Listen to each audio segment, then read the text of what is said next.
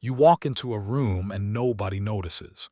You share an idea and it gets ignored until someone else says the exact same thing. You give, and somehow people respect you less for it. Here's what nobody told you. The way people treat you has almost nothing to do with who you are. It's about the signals you're unconsciously sending. Every gesture, every hesitation, every time you apologize for existing, you're training people how to value you. And right now, you might be training them to value you at 0. Change one thing, everything shifts. Today we're going to decode the psychology of presence, why some people command respect without saying a word, while others get overlooked no matter how hard they try. This isn't about manipulation. It's about alignment. Aligning your external behavior with your internal worth. Because here's the uncomfortable truth. People will treat you exactly how you teach them to treat you. And most of us have been teaching all the wrong lessons. The silent teacher. Before you speak a single word, you've already said everything. Research from UCLA found that 93% of communication is nonverbal. Your posture, your eye contact, the space you occupy. The body never lies. Think about the last time you entered a room. Did you shrink? Did you immediately look for the corner, the back seat, the place where you could disappear? Or did you walk in like you belonged there? Here's what's happening neurologically. When you make yourself small, you're not just communicating insecurity to others, you're confirming it to yourself. Amy Cuddy's research at Harvard showed that adopting expansive postures actually changes your hormone levels. Testosterone rises, cortisol drops. You literally become more confident by acting confident. Posture equals power, but most people do the opposite. They cross their arms, they hunch their shoulders, they take up as little space as possible as if apologizing for their existence. And everyone around them unconsciously registers this submission signal. They don't decide to respect you less, it happens automatically, below the level of conscious thought. Your body is a teacher, and right now it might be teaching people that you're not worth their attention. But this creates a paradox, the approval trap. Here's where it gets counterintuitive. You'd think that being agreeable, helpful, and accommodating would make people like you more. But psychology tells us the exact opposite is true. The more you seek approval, the less you receive. This is called the approval paradox. When you constantly seek validation, you signal that your own opinion of yourself isn't enough, so why should anyone else's be? Studies in social psychology consistently show that people are drawn to those who seem to have an internal locus of validation. These individuals don't need external confirmation. They already know their worth. Now think about your own behavior. How often do you say yes when you mean no? How often do you laugh at jokes that aren't funny, agree with opinions you don't share, or stay silent when you should speak? Every time you abandon yourself, you teach others to abandon you too. The approval seeker trains people to see them as disposable. If you'll agree to anything, your agreement means nothing. If you'll help with everything, your help has no value. Scarcity creates value in economics and in human relationships. If this is making you rethink your patterns, hit like and subscribe to keep exploring the depths of your psyche with me. Because what comes next explains why you might be doing this in the first place. The wound beneath.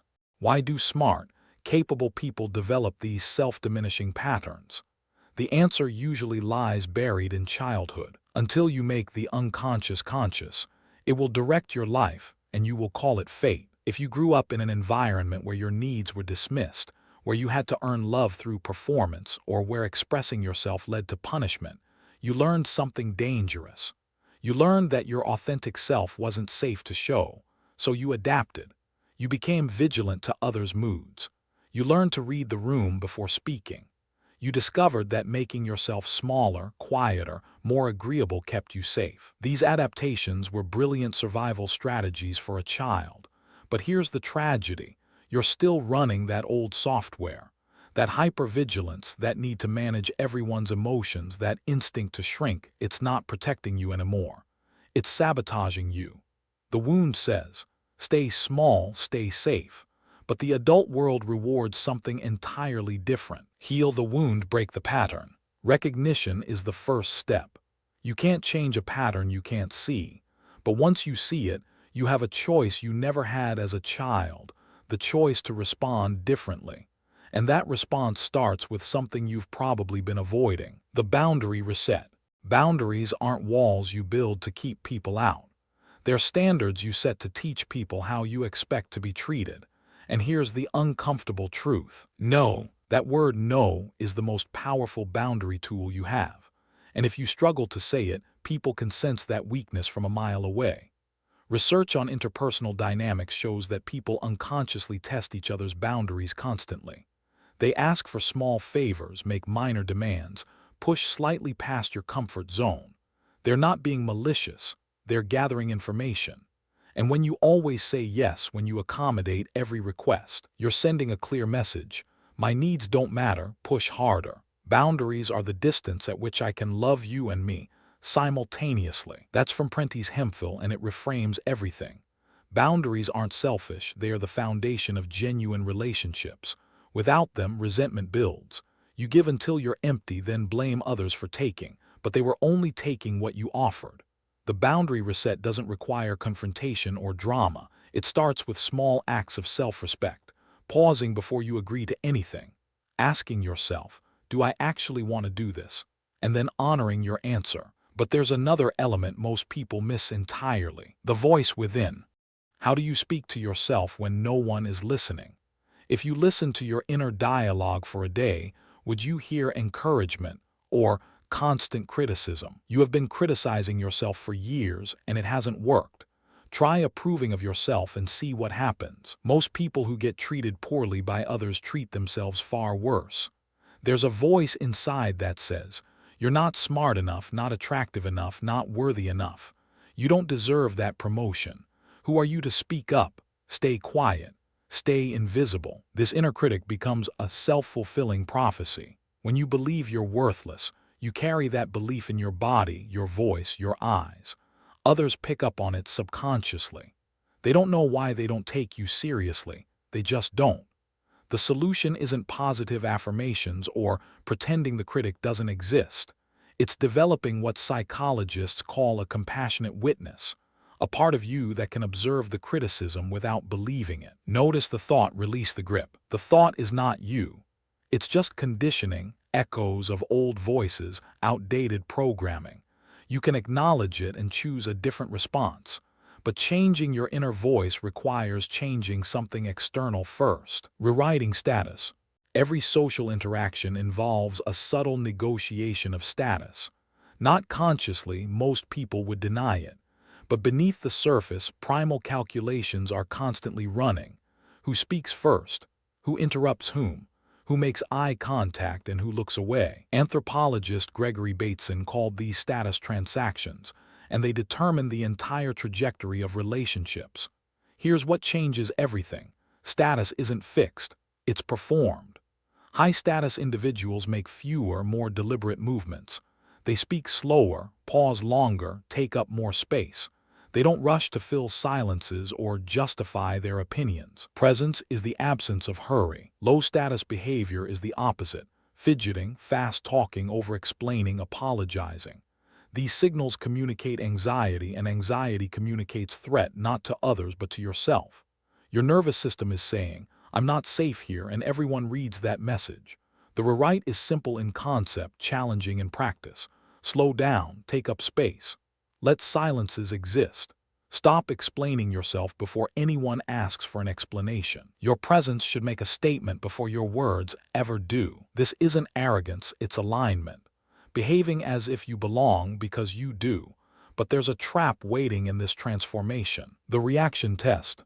When someone insults you, dismisses you, or treats you poorly, what happens inside? Most people have automatic reactions. Their face flushes. Their voice gets defensive. They scramble to explain, justify, or retaliate. And in that moment, they've lost all power. Between stimulus and response, there is a space. In that space is our power to choose our response. People who command respect have mastered something crucial: emotional non-reactivity. They can receive criticism, disrespect, or provocation without immediately falling apart. This doesn't mean suppressing emotions. It means creating space between the trigger and the response. Pause, observe, choose, respond. When you react instantly, you're controlled by external circumstances. When you respond deliberately, you demonstrate self-mastery, and self-mastery is magnetic. Try this. The next time someone says something that normally triggers you, do nothing. Just pause. Let the silence hang.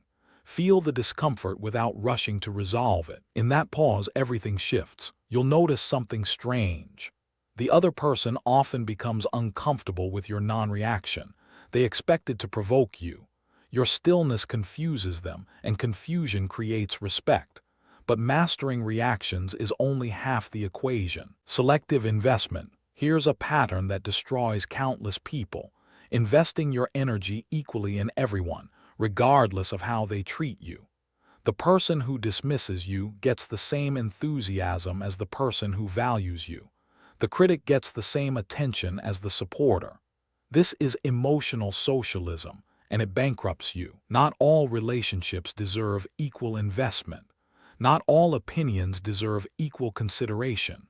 Not all people deserve access to your energy. You teach people how to treat you by what you tolerate and what you reward. High-value individuals practice strategic withdrawal. When someone disrespects them, they don't argue or explain, they simply invest less. Less time, less energy, less access. This isn't punishment or game playing.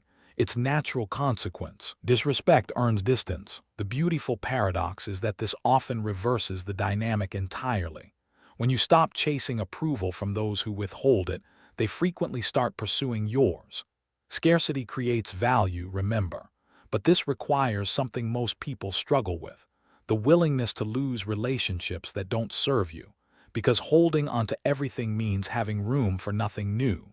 And speaking of what's new, identity anchoring. Why do some people's self-worth fluctuate wildly based on external feedback, while others remain steady regardless of circumstances? The difference is identity anchoring. He who has a why to live can bear almost any how. When your identity is anchored in external validation, job titles, relationship status, others' opinions, you're built on sand. Every wave of criticism erodes you. Every success inflates you. You're not stable, you're reactive. But when your identity is anchored in internal values, who you are, what you stand for, how you want to show up in the world, external circumstances lose their power over you. Know who you are, and no one can tell you otherwise. Here's a practical exercise. Write down 5 non-negotiable truths about yourself. Not achievements or labels, but characteristics. I am someone who keeps their word. I am someone who treats people with respect. I am someone who pursues growth. 1. Define your core values. 2. Write non-negotiable truths. 3. Review them daily. 4. Let them guide decisions. These become your anchors. When someone treats you poorly, you don't question your worth, you question their perception. And that shift in reference point changes everything about how you carry yourself. The daily shift. Everything we've discussed, presence, boundaries, emotional mastery, selective investment, identity anchoring, means nothing without implementation. Knowledge without practice is just entertainment. Action. The transformation doesn't happen in one dramatic moment. It happens in small daily choices. The choice to pause before agreeing to something. The choice to maintain eye contact 1 second longer. The choice to not apologize for existing. Small shifts compound exponentially. Start with one thing. This week, practice saying no to one request you'd normally accept against your better judgment. Notice what happens. Notice how people respond differently when you demonstrate self-respect. We are what we repeatedly do. Excellence, then, is not an act but a habit. The person who commands respect didn't become that way overnight. They built it choice by choice, day by day, until it became their natural state. You have that same capacity. The old programming will resist. The inner critic will say, "Who are you to change?" But remember, that voice is just conditioning. You have permission to become someone people can't ignore. Not through aggression, not through manipulation, through alignment, through finally treating yourself the way you want others to treat you. because that's where it all starts and ends. Here's what nobody tells you about changing how people treat you. It has almost nothing to do with them. The world is a mirror. It reflects back what you project. Project insecurity, receive dismissal. Project self-worth, receive respect. It's not magic, it's psychology. Every concept we explored today, the silent teaching of your body, the approval trap, the childhood wounds, the boundary reset, the inner voice, the status signals, the reaction mastery, selective investment, and identity anchoring, they all point to one truth. You must become the person you want others to see, not pretend to be, become. The shift isn't about manipulation or performance. It's about healing the disconnect between who you are and how you show up. When those align, everything changes. Not immediately, not dramatically, but inevitably. Align inside, reflect outside. If you made it this far, comment aligned if you're ready to stop teaching people to overlook you. Welcome to the Psyche Project. If this shifted something in you, hit subscribe. Understanding yourself is the work of a lifetime. See you in the next video.